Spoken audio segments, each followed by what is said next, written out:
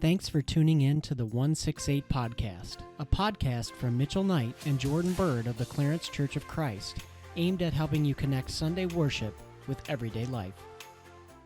What's up, 168ers? Welcome back to another episode of the podcast. Today we're continuing our series in going over the miracles of Jesus and how they apply to our lives today, what they reveal about his character to us. And today we are going to be discussing how Jesus walked on water, / how Peter also walked on water through the help of Jesus. So I guess I'm going to hand it over to Jordan, and he's going to introduce this more thoroughly to us. All right, so to start off, unless I'm skipping something here, this story, at least in the Gospels, is found in Matthew, Mark, and John. I don't think in Luke, as far as I could find or recall. And each version has a little bit difference to, I guess, maybe not difference isn't the right word, as much as they highlight different things is probably the better way of putting it. And is there a particular version for you that like sticks out, or maybe a more recent reading? So right now I'm in Intro to New Testament in graduate school, and we started by going through the Gospels, and the first one we studied was actually Matthew, and that's the one that sticks out to me because Matthew is the only gospel account of this miracle that includes the part where Peter walks on water, which I find interesting. And I find it interesting because I think that part of the miracle has been really influential, because with the way people talk about it in the church, people like me thought it was everywhere. It's in all four Gospels. I would just kind of subconsciously insert that in every time I would see that. But yeah, Matthew is the only one who brings that up. So I think that's just kind of a cool little nugget. And I feel like when people talk about this miracle, I feel like they quote Matthew the most because of it, at least in my experience. But yeah, I mean, that's why it sticks out to me. Not because it's necessarily any, I just mentioned how it is different, but not because it's any different or it reveals anything different, but just I think because of how influential that edition is in the actual account of it. What about you? So you mentioned how a lot of people reference, or seem to reference, the Matthew version, and part of me thinks this is just more my read of how people are taking the New Testament as a whole. Probably they're mashing all different accounts together with all, and every account gives different details, so they'll put it all together for like the full picture, if you will.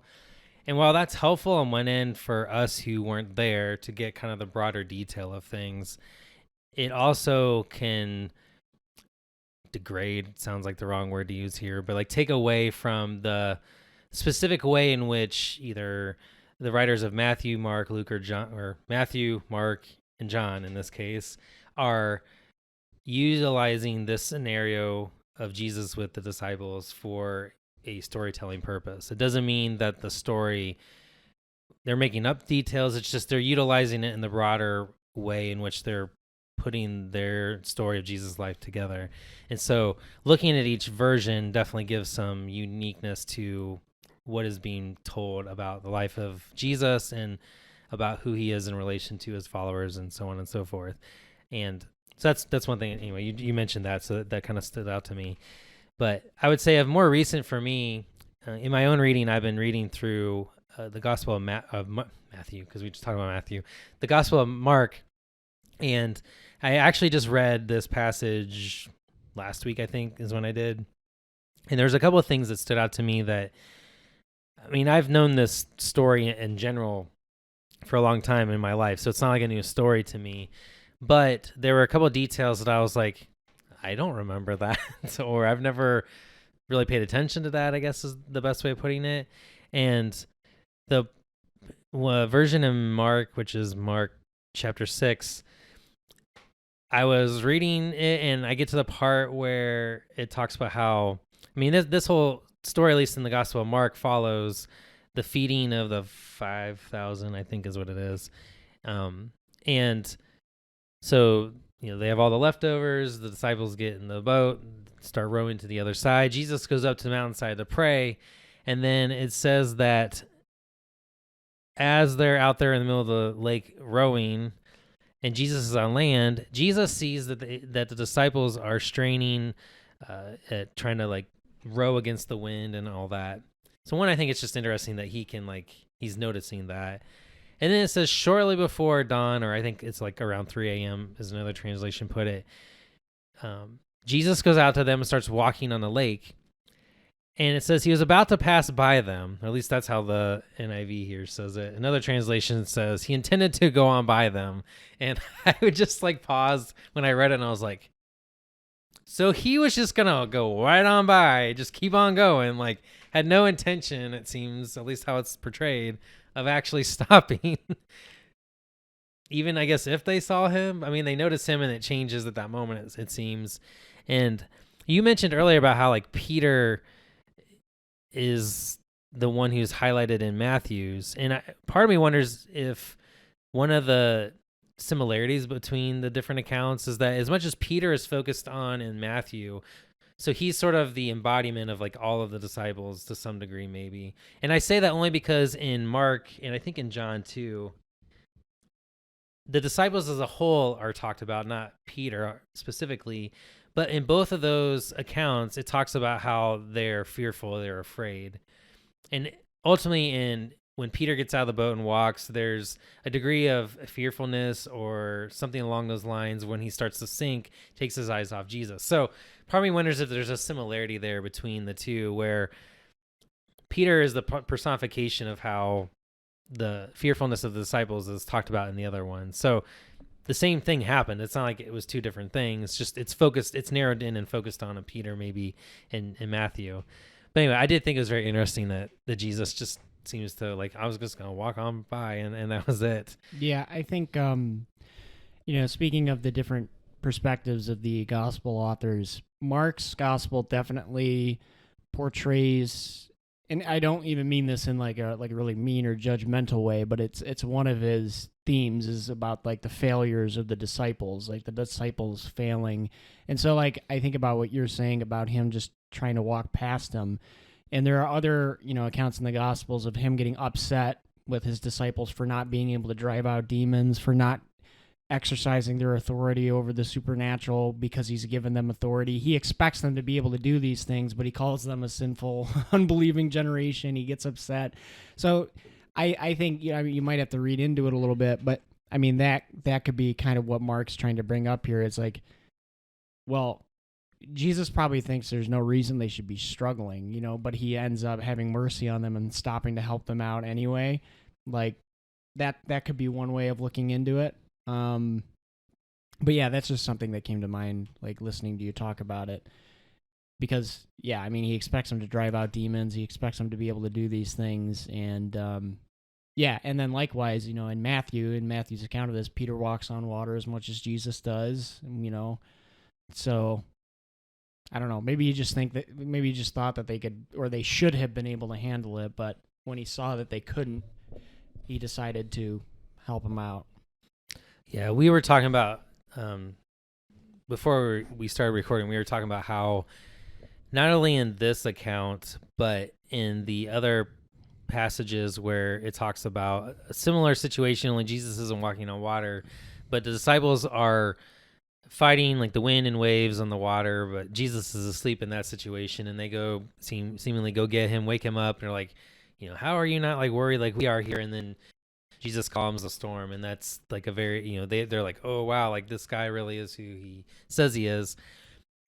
As much as this is a different situation, we were talking about before we started recording how there is maybe a similarity in both by how the disciples or people of that time viewed the lake or water and just the unknown of like a body of water, and just a lot of like, I mean, even just in culture and history, there's a lot of mythology that ends up coming out of the unknown of the deep, if you will, and that kind of stuff. And yeah, some of my own study, like I've run across that, like, and that's one of the things that stands out to like why it's such, I mean, beyond just like that Jesus can control the winds and the waves, but for that time and that culture, it was very much like, whoever it is that controls the power of the water, or the body of water, if you will, Jesus is bigger and more powerful than who or whatever that is.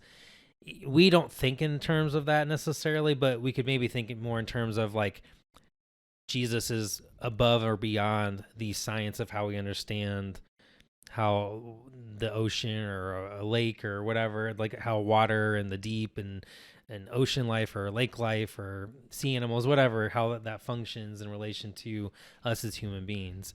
And I was telling you how my son was watching a show about sharks yesterday, and they're trying to find this one particular shark, and we're trying to track it. And part of the show, they're diving in this area, and they show this one diver has issues with his oxygen and stuff, and they're just like, I don't feel good, and it's like this, dramatic scene where like they got to get the guy up, and it's like that's in 2022, and there's still this like, it's hairy down there. I mean, as much as we have stuff that can allow people to like, do awesome things underwater, like in a split second that could be done and over, and like there's so much power that could just crush the life of a person with that much, how all the science works with the pressure of water and all that. But and then there was another part of it where they're trying to find the shark, and they have this camera with like these lights on it somewhere, like who knows how far down, and like you see like it's like basically dark, and there's like a fish goes by or like a shark goes by, and it's like the only way you even see that's because there's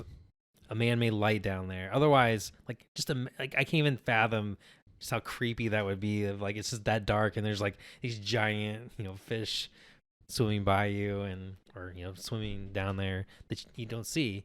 Kind of like in Nemo, where they have that, they go so far down that one.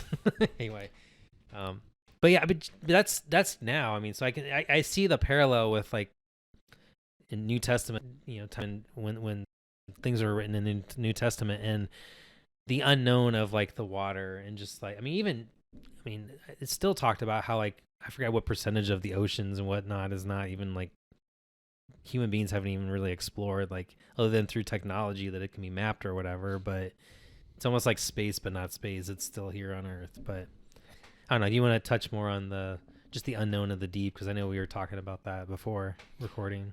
Yeah. So in like Old Testament times, which we would historically call ancient Near Eastern history in those cultures, popular pagan worship, so like Baal worship, they actually describe Baal as a god who had to fight the god of the ocean, which is like the god of chaos, like over the formless nature of the water. He had to defeat him in order to establish his reign on earth. And there are, I think there are other faiths there that also describe something similar about how like the waters basically freak people out. For them, they were always symbolic of like chaos and formlessness and the unknown. And that's kind of corroborated in, I think it's Genesis 9 with Noah and his stuff, where basically God isn't destroying the earth through the flood. He's basically returning it to its state it was before it was put into order by him. The same words it uses for the flood harken back to the formless and void that you see in Genesis 1. So, and that deals with water. The formless and void stuff is like this giant ball of water. It's chaos that's kind of unable to be tamed, but God easily tames it because he's showing himself to be the God of order. So then likewise, that persists into the times of the New Testament where, and like even what we're talking about today in 2022, I still know people who get freaked out by they don't want to go swimming in a body of water at night, even though if they know it could be a swimming pool. I remember when I was a kid, like we had a 11 feet deep end, and if it was dark, even though I knew there was nothing in there, it still freaked me out to like go in it. But Jesus being on top of that, being able to walk above it, and then with another miracle of him sleeping in the boat and then waking up and calming the wind and the waves and that kind of thing, or even giving the power to Peter to be able to walk over that. He's again symbolically showing himself and literally showing himself to be above the chaos of the world, to be able to bring everything into order. And there's even like so much poetic language that people use nowadays about the winds and the waves of our lives, like the turbulent times. Like Jesus is shown to calm all of that. He's shown to literally stand above it. And I think that's ultimately the point of the miracle, is saying, like, I am above what you are afraid of. I can control what brings you chaos, and I can bring your life into order. And when Peter, in Matthew at least, falls into the water, it's because he focuses on the turbulence, the wind, and the waves, and he's not focused and fixating his eyes on Christ, who's able to actually deliver him from that stuff, which I think is a parallel that probably all of us have experienced in some degree or another in our lives. So I guess those are just my thoughts on like the whole deepness and formless and void stuff. But yeah, I think one thing I would add, maybe just from a practical thinking and maybe other avenues of our life dynamic,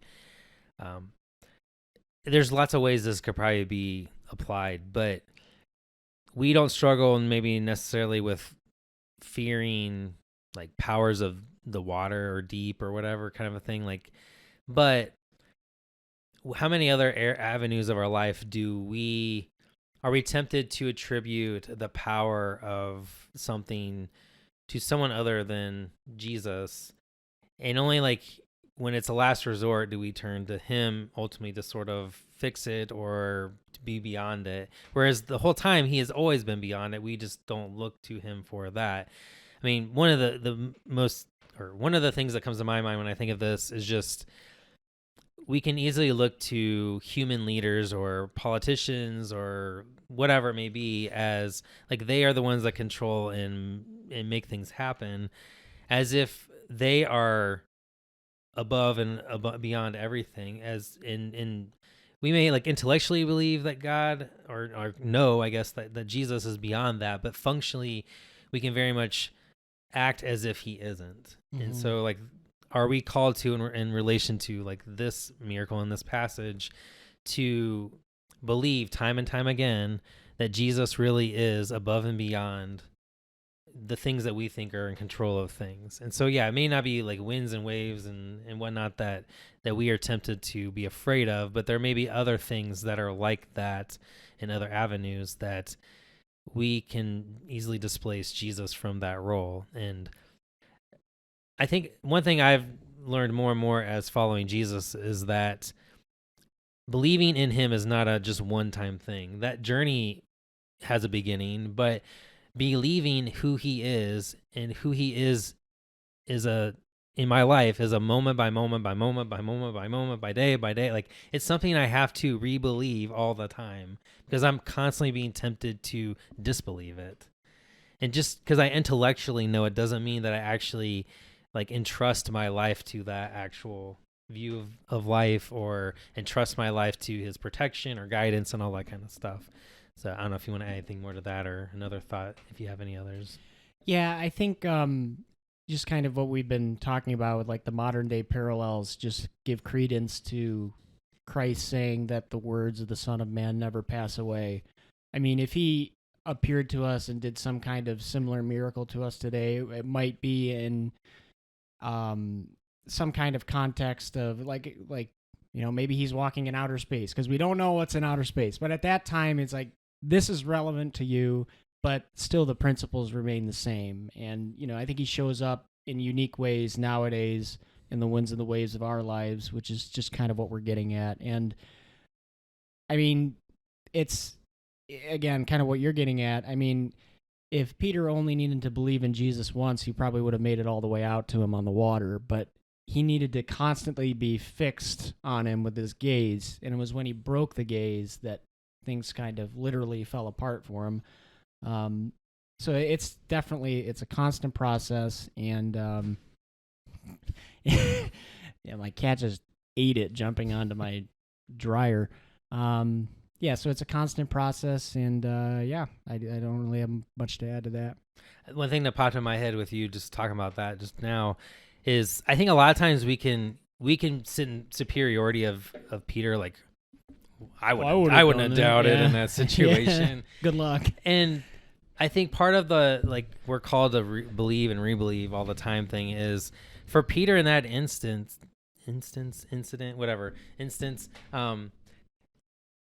it was a new experience for him. So it was a new experience in which he had to learn to trust Jesus in a new way. And how often do we have that all the time in our life? I've never gone through this before, and I got to figure out how to trust Jesus in this thing I've never done before. We have that stuff all the time. So there is a relatable, parallel to that, I think, to our the situation of our own life in that way. Anyway, that just kind of connected when you were talking about that. And I think that's helpful to think about and to draw from. Like, I think the good news here is that, like, we have the opportunity to believe the good news of who Jesus is all the time. And he's constantly there, and he's there even when the things shift and change in our life. He's there, and we can trust him in the midst of it. And he is really beyond and above all things that we think might be something that are beyond beyond or above him. And the reality is there isn't, because he is where all things originate from, and he holds all things together, and just, all those different things. So he's good news in that way for sure. All right, time for the 168 News Desk. Yeah. Well, this is where we need like headphones to hear the music that's actually going on. Yeah, we need a stream deck. Stream deck, explosion sound, soundboard. That's only in the morning. That's only in the morning. That's on. If you know, you know. I'll probably cut that out, but it's okay. So yeah, I think this was your topic that you wanted to bring up that I'd be more than willing to talk about, but you want to introduce it? So we talk about what's recent here on the 168 News Desk. I mean, unless you have something else, it doesn't matter to me. About news. I mean, I guess now we're talking about the absence of news, but I can say it if you want. Yeah, I mean, I think we're just kind of it's been interesting to us to see how all of the talk about COVID, illness, and death has just completely subsided, which I think is fair to say. Like, just from an objective standpoint, it has subsided. Now it's kind of transitioned into the whole Russia-Ukraine conflict, and then, CDC announcements are kind of like secondary news, and there's all this. So, I don't know. I think maybe there's some kind of deep lesson in how short our attention spans are, or maybe some other things, but I've more just noticed for myself that, I don't know, a few weeks ago, and part of this is just, it wasn't even just a few weeks ago when things all the way like kind of went more or less back to without having all the regulations or whatever in place. But I just noticed that, like, for a while there, there was always something to kind of be up and up on, like whether it was from a federal level or state level, a local level, or even more specific than that for whatever organization or something you're part of. And I don't know, just the whole conversation revolving around that. I followed it. I would listen to it locally, like all that kind of stuff. I was engaged in it to that degree. And I used to listen to a lot more like sports stuff and whatnot. And like when COVID happened, like when that all happened, like that just like stopped for me, which is, I thought, like, cause I went from like, I listened to it all the time and it just like stopped. And part of it's cause there wasn't any sports stuff there for a while. So it's like, what do you talk about when there's nothing? Even doing like fantasy sports, there just wasn't the same like engagement. It wasn't the same experience. There weren't people at games. It was just like a very odd whatever. And I just have noticed in the last, like, I guess month, but really just last couple weeks, that I have like transitioned to where like I'm not as curious or interested in the kind of the current event stuff. Like even the Russian Ukraine stuff's there, but it hasn't even been to me on the same level as how COVID stuff was. Oh yeah.